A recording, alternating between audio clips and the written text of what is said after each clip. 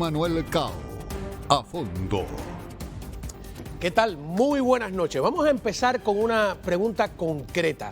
¿Hay alguna relación entre el avión retenido en Varadero, Cuba, con turistas argentinos y el otro avión que en Buenos Aires está bajo sospecha de vínculos con el terrorismo iraní? Volviendo a la palabra vínculos, ¿cuáles son los que podrían tener ambos aviones con Venezuela? ¿Qué ha dicho Nicolás Maduro? Sí, demasiadas preguntas para empezar el programa, pero trataremos de responderlas todas.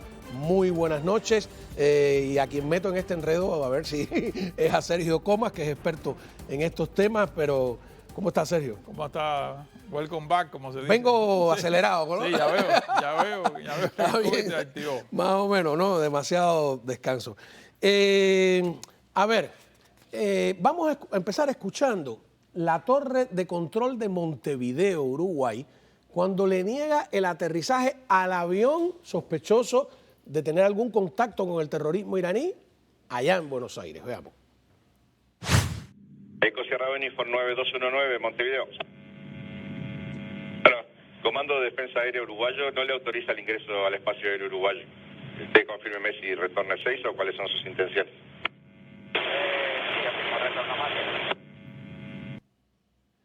Ezeiza, que es el Aeropuerto Internacional de Buenos Aires. Vamos por punto. ¿Qué es esto? Bueno, básicamente esta nave es una nave que está fichada, está registrada como una nave que ha participado en actividades ilícitas y básicamente su propiedad originaria fue la Guardia Revolucionaria Islámica de Irán.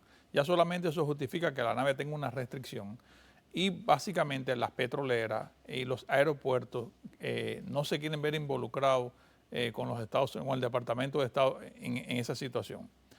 Lo que ocurre con esta nave actualmente es que la investigación no ha terminado, porque básicamente esto parece no ser una investigación que iniciara Argentina, sino que se la haya solicitado. Y yo me imagino que la cantidad de datos que le han dado son abrumadores al punto que han tomado esta decisión y han puesto en riesgo su relación con Maduro.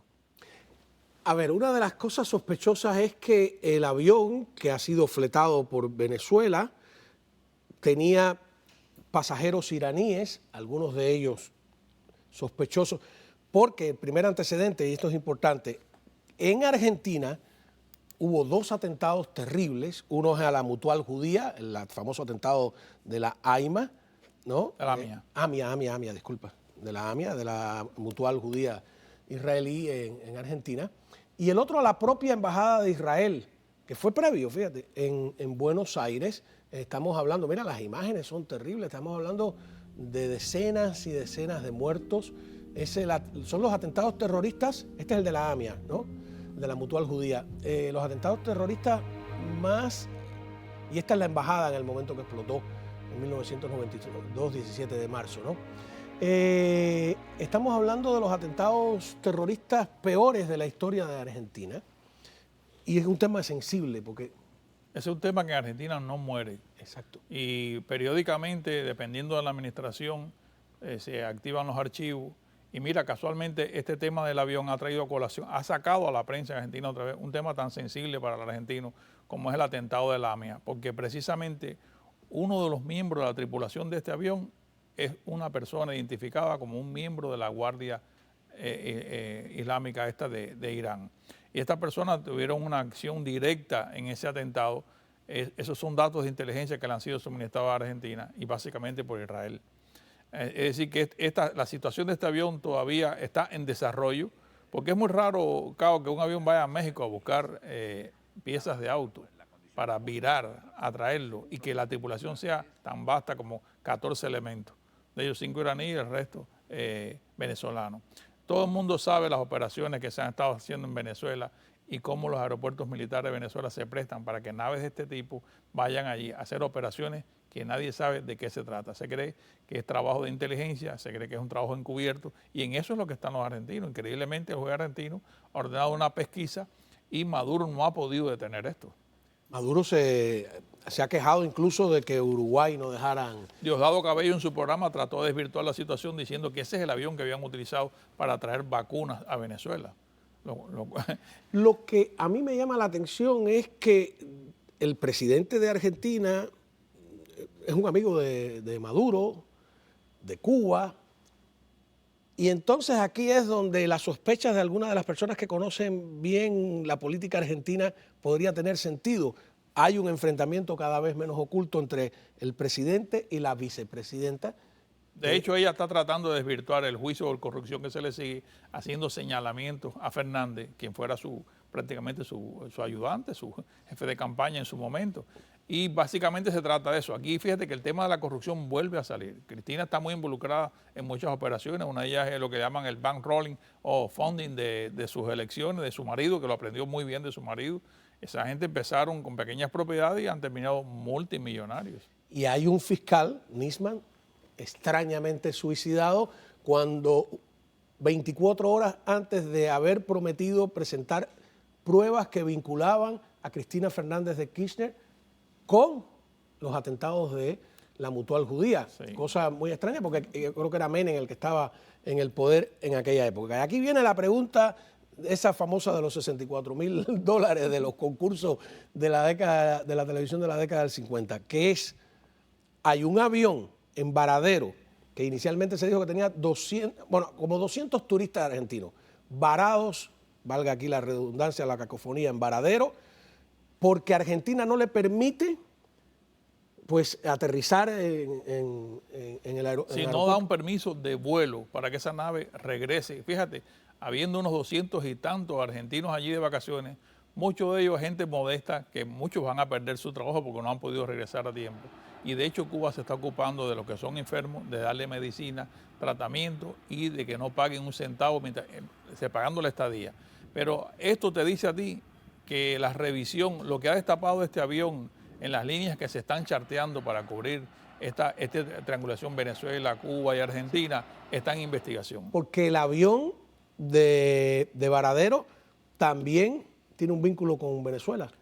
Realmente Cubana de Aviación lo que está haciendo es lo que hace ahora la naviera Mambisa, que no tienen naves y lo que hacen es rentar tripulación y chartear.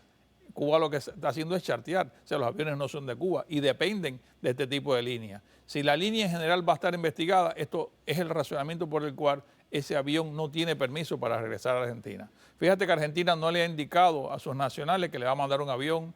El cónsul no ha dicho que va a mandar un avión o lo va a fletar.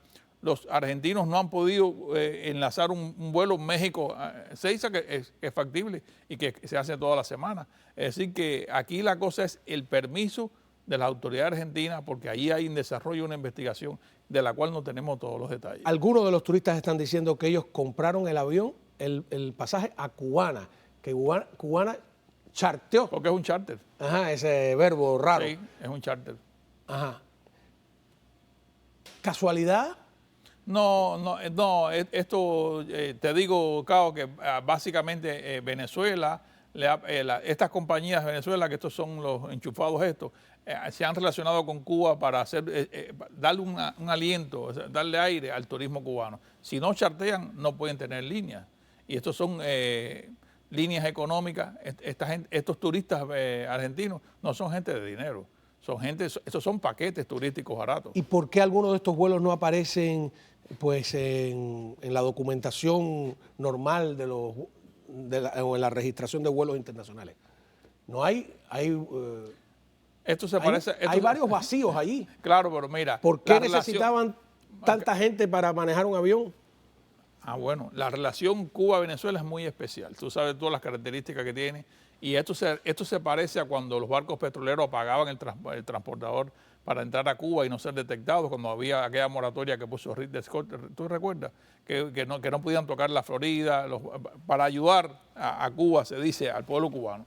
Pero en este caso, en el tema de los charters a Venezuela, les ha tocado la mala estrella de que una agencia de inteligencia que debe ser de Estados Unidos, que es la única que puede hacerlo, le ha suministrado a los argentinos información verídica, clara, sobre los elementos que manejan este avión. 14 personas para un avión de carga, como tú decías, 5 de ellos iraníes. ¿Se necesitan tantas personas para manejar un avión de carga? Desde luego que no, pero además no se ha dicho cuál es el resultado. Se ha dicho que había piezas de automóviles en el avión, pero no se ha dicho básicamente si encontraron otra cosa. No lo sabemos y no sabemos por qué el avión no ha sido liberado. Ese es el peligro de cuando cárteles, de alguna manera, bajo el disfraz político, se adueñan de los gobiernos y tienen unas potestades tremendas, ¿no?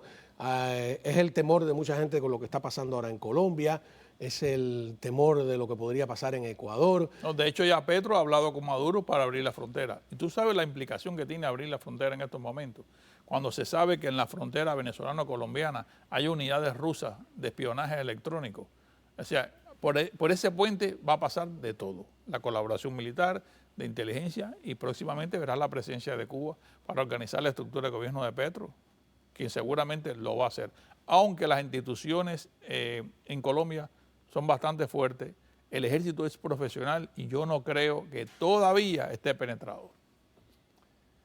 Bueno, ¿qué va a pasar en esa ecuación? Bolivia, Lula podría ganar en Brasil. Estamos hablando del gran monstruo de América del Sur. Argentina, ya vemos cómo está. Ecuador, pues podría derrocar incluso al presidente. Venezuela, Colombia, Honduras. ¿Qué pasa? ¿Qué pasa? Hoy estaba viendo un analista que decía que no se trata de izquierda y derecha, sino que no se sabe si la influencia de las redes sociales, la nueva cultura o el odio acumulado de las masas, de la gente realmente a los que los gobiernos le han fallado. Hay una rebeldía total contra todo lo que es élite, básicamente contra todo lo que es élite. Y no es básicamente contra solamente izquierda. Lo que ocurre es que el movimiento de izquierda se ha montado en un carril muy efectivo, del cual Cuba ha hecho como un libro know-how, que es la toma del poder a través de elecciones amañadas, propaganda, saturación de propaganda, y una generación que viene que no le gustan los comparativos y no ven el pasado, ni oyen lo que pasó en Cuba, no les interesa. Claro que sí. Por cierto, tendríamos que regresar para hablar otro día de que el Departamento de Estado ha decidido indemnizar a algunos de los diplomáticos que fueron víctimas del síndrome de La Habana, con cantidades importantes, ¿no? Con cantidades importantes, y lo interesante es que las agencias que contrataron al resto del personal que no es del Departamento de Estado no se han pronunciado. Por ejemplo, la CIA y el Departamento de Defensa no han salido a la vez a decir que ellos también van a pagar con 6 figuras a los dañados. Eso todavía no está claro. Está interesante.